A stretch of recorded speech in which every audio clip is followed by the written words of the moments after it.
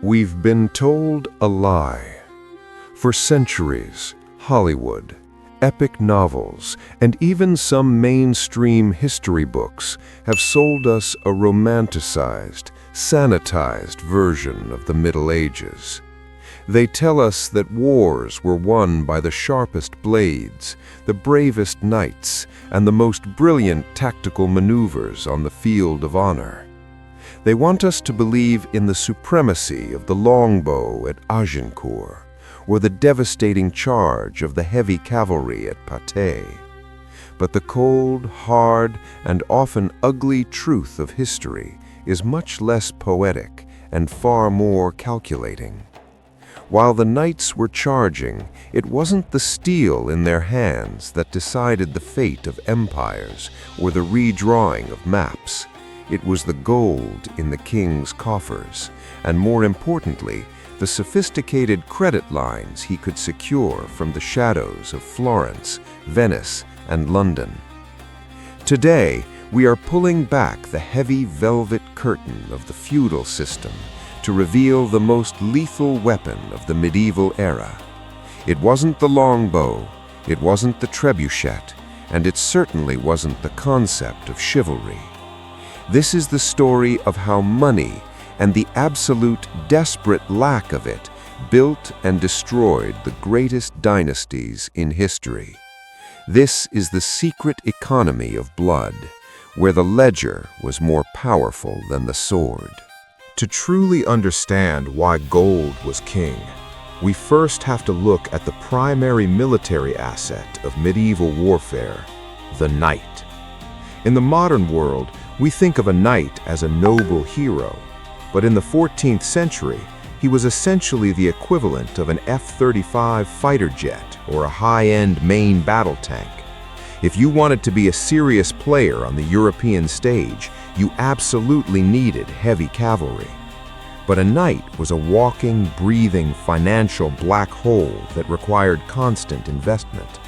A full suit of high-quality plate armor, meticulously crafted in the specialized workshops of Milan or Nuremberg, could cost as much as a small farm or a manor house. This armor wasn't just metal, it was a masterpiece of engineering, designed to deflect the force of a mace. But the armor was just the entry fee. You also needed a destrier, a specialized warhorse bred for immense power and courage, capable of carrying a man in full steel at a gallop into a wall of spears. These horses were the supercars of their day, costing up to 30 times more than a standard farm horse or a common rouncey. And a knight didn't just have one horse, he traveled with a string of them, each for a different purpose. In modern terms, equipping a single knight was like buying a luxury sports car and then paying for a full-time professional mechanic and a logistics team, his squires and pages, to keep him combat ready. Now imagine you are a king and you need to deploy 1,000 of these assets for a campaign lasting several months. Suddenly, you aren't just managing an army, you are managing a massive corporate merger with a 90% burn rate and zero immediate revenue. If the king couldn't pay the daily wages, the knights didn't charge, they went home. In the Middle Ages, no coin meant no crown. But the crushing expenses didn't stop at the equipment and the horses. There is a famous saying that an army marches on its stomach, and in the medieval world, this was a mathematical nightmare that would make a modern logistics CEO or a supply chain manager quit on the spot. A standard army of 10,000 men required approximately 15,000 pounds of grain and 30,000 gallons of water every single day just to survive. And we haven't even mentioned the thousands of horses that accompanied them. A single war horse consumes 10 times what a human eats, and if they aren't fed properly, they become useless in a matter of days. You might think a king could just tell his men to pillage and forage from the land, a strategy known as the chevauchée. But pillaging is a slow, inefficient, and strategically dangerous process.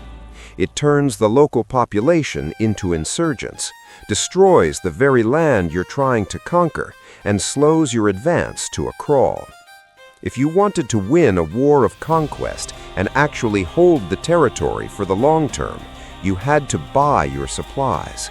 You needed a mobile treasury, chests of gold and silver coins following your banners. The English kings during the 100 Years' War, specifically Edward III, understood this better than anyone. They didn't win their early battles because their men were inherently more virtuous. They won because they developed the most sophisticated tax system in the Western world, the Great Wool Tax. They effectively taxed the primary export of their nation to create a liquid revenue stream that kept the supply lines flowing when the French were still relying on disorganized feudal levies. They weaponized logistics, using the power of liquid capital. However, even the most efficient tax system has a fundamental flaw: the problem of timing and cash flow. Taxes take months or even years to assess and collect, but war requires massive amounts of cash immediately. You cannot tell a blacksmith to wait 2 years for payment when you need 10,000 arrowheads today. This gap between needing money and actually having it gave rise to the true masters of the Middle Ages, the Italian bankers. Companies like the Bardi and the Peruzzi of Florence were the Goldman Sachs and J.P. Morgan of their time. They didn't wear armor, and they didn't hold ancient titles of nobility, yet they held the physical keys to almost every castle in Europe. They revolutionized the global economy by inventing the bill of exchange, the medieval version of a wire transfer or a modern credit swap. This allowed a king in London to borrow money that would be paid out in gold to his troops in France or Flanders almost instantly, without the risk of transporting heavy, vulnerable chests of coins across pirate-infested waters or through bandit-ridden forests. This financial infrastructure allowed wars to scale from small local border skirmishes into massive continental conflicts that lasted generations. But this was an incredibly dangerous game of high-stakes gambling for the bankers. They weren't just lending money at interest, they were betting on the political and military survival of their clients. They were financing the state. If the king won, they gained land, trade monopolies, and political influence. If the king lost, or simply decided to change the rules of the game, the bankers risked losing everything. This brings us to 1345, the year the world experienced its first true systemic Lehman Brothers moment. King Edward III of England was deep in the trenches of the early stages of the 100 Years' War. He had borrowed staggering, almost incomprehensible amounts from the Bardi and Peruzzi families, over 1.3 million gold florins. To put that in perspective, that single debt was worth more than the entire estimated annual value of the English economy at the time.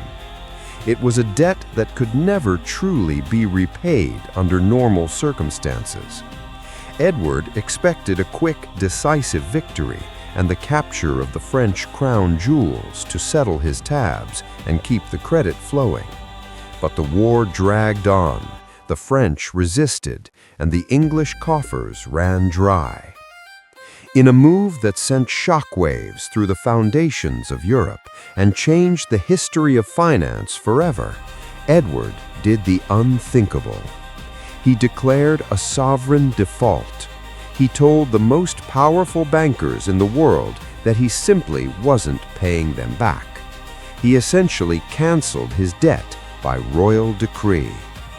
The resulting systemic collapse was catastrophic. The Bardi and Peruzzi banks failed almost overnight. The Florentine economy plummeted into a dark age of riots and starvation, and the credit markets of Europe froze for decades. It was a medieval Great Depression that proved a vital point. While gold could win a war, the mismanagement of debt could destroy the very civilization the war was meant to protect. Edward kept his crown because he had the steel, the physical force, to back up his refusal to pay. But he had permanently altered the relationship between power, sovereignty, and money. As the centuries progressed and the Middle Ages began to transition into the Renaissance, the very nature of loyalty and military service began to change, driven entirely by the cold, impersonal influence of the coin. The old feudal system, based on sacred oaths of service and hereditary land grants, was becoming dangerously obsolete.